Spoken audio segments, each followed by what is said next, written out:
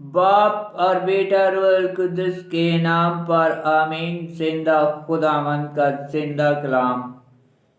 یشوع بن نون کی کتاب اس کا 22 باب۔ روبن، جاد اور نصب منشے کا واپس جانا۔ تب یشوع نے روبنیوں اور جادیوں اور منشے کے آدھے قبیلہ کو بلایا اور ان سے کہا کہ خداوند کے بندے موسیٰ نے سب کچھ جو تمہیں حکم دیا تم نے مانا، اور سب کچھ جو میں نے تمہیں حکم دیا تم نے میری بات سنی۔ تم نے ان بہت سے دنوں میں آج تک اپنے بھائیوں کو نہ چھوڑا اور خداوند اپنے خدا کے حکم کی فرما برداری کی، اور اس وقت خداوند تمہارے خدا نے تمہارے بھائیوں کو آرام دیا ہے، جیسا کہ اس نے ان سے وعدہ کیا تھا۔ چنانچہ اب تم پھرو اور اپنے خیموں اور اپنی ملکیت کے علاقہ کو جو خداوند کے بندے موسیٰ نے تمہیں اردن کے پار عطا کیا چلے جاؤ، لیکن اس فرمان اور شریعت پر کوشش سے عمل کرو جس کی بابت خداوند کے خادم موسیٰ نے تمہیں حکم دیا کہ خداوند اپنے خدا کو پیار کرو اور اس سے لپٹے رہو اور اپنے سارے دل اور اپنی ساری جانوں سے اس کی عبادت کرو۔ اور یشوع نے انہیں برکت دی اور انہیں رخصت کیا۔ چنانچہ وہ اپنے خیموں کو روانہ ہوئے اور منشے کے آدھے قبیلہ کو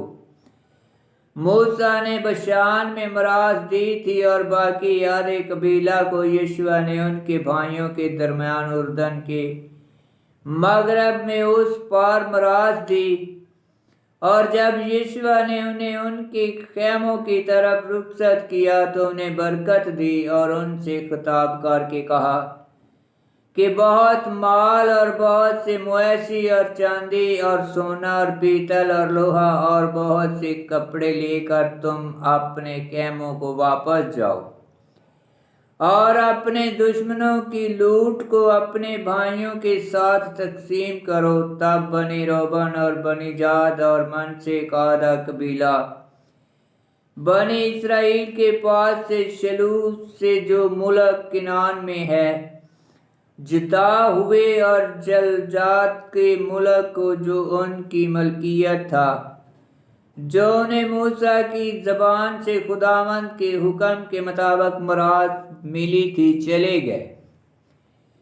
قربان گاہ کے بارے میں تکرار۔ اور وہ اردن کے کنارے پر ملک کنعان سے آگے آئے، اور وہاں بنی روبن اور بنی جاد اور آدھے قبیلہ منشے نے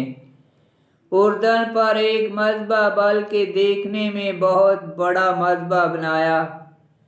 اور بنی اسرائیل نے سنا کہ بنی روبن اور بنی جاد اور منشے کے آدھے قبیلے نے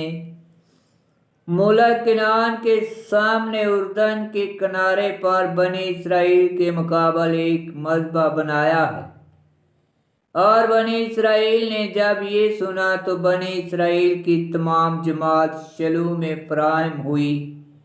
کہ ان پر چڑھائی کریں اور ان سے جنگ کریں۔ اور بنی اسرائیل نے فنیاس بن الیعزار کاہن کو بنی روبن اور بنی جاد اور آدھے قبیلہ منشے کے پاس ملک جلجاد میں بھیجا، اور اس کے ساتھ اسرائیل کے قبیلوں سے 10 رئیس گئے، فی آبائی خاندان ایک، اور وہ سب اپنے اپنے باپ کے گھر میں اسرائیل کے قبیلوں کے رئیس تھے۔ تب وہ بنی روبن اور بنی جاد اور منشے کے آدھے قبیلہ کے پاس جو جلاد کے ملک میں تھے آئے، اور ان سے خطاب کر کے کہا کہ خداوند کی ساری جماعت نے یوں کہا ہے کہ تم نے یہ کیا گناہ اسرائیل کے خدا کے خلاف کیا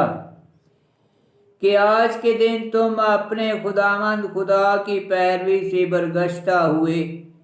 اور اپنے لیے ایک مذبح بنا کر آج کے دن خداوند کے خلاف سرکشی کی۔ کیا فور کی بدی ہمارے لیے تھوڑی ہے کہ جس سے ہم آج کے دن تک پاک نہیں ہوئے؟ جس وقت کے خداوند کی جماعت میں وبا پڑی کہ تم آج کے دن خداوند کی پیروی سے برگشتہ ہوئے اور آج کے دن تم نے خداوند کے خلاف سرکشی کی ہے، اور کل اس کا غصہ تمام اسرائیل پر بھڑکے گا۔ اور اگر ایسا ہے کہ تمہاری ملکیت کی سرزمین ناپاک ہے تو خداوند کی ملکیت کی سرزمین میں پار آ جاؤ، جس میں کہ خداوند کا مسکن رہتا ہے، اور ہمارے درمیان ملکیت لو، اور خداوند کے خلاف سرکشی نہ کرو اور نہ ہماری مخالفت کرو، کہ اپنے لیے خداوند ہمارے خدا کے مذبح کے علاوہ تم ایک اور مذبح بنا لو۔ کیا اکان بن زارخ نے خداوند کے حکم کی نافرمانی نہ کی تو اسرائیل کی ساری جماعت پر غضب نازل ہوا؟ وہ تو ایک ہی آدمی تھا، مگر اپنے گناہ کے باعث اکیلا ہی نہ مرا۔ تب بنی روبن اور بنی جاد اور منشے کے آدھے قبیلہ نے اسرائیل کے گھرانوں کے رئیسوں سے جواب میں کہا، خداوند وہی خدائے قادر ہے، خداوند ہی ہمارا خدائے قادر ہے، وہ جانتا ہے اور اسرائیل جانیں گے کہ اگر ہم نے سرکشی سے یا خداوند کے خلاف شرارت سے کیا ہے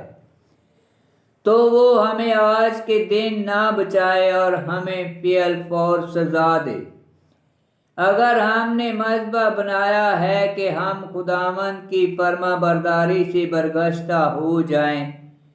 یا اس پر سوختنی قربانی یا نذریں چڑھائیں یا اس پر سلامتی کے ذبیحے گزارنے، تو خداوند اس کا حساب لے، اور ہم نے یہ نہیں کیا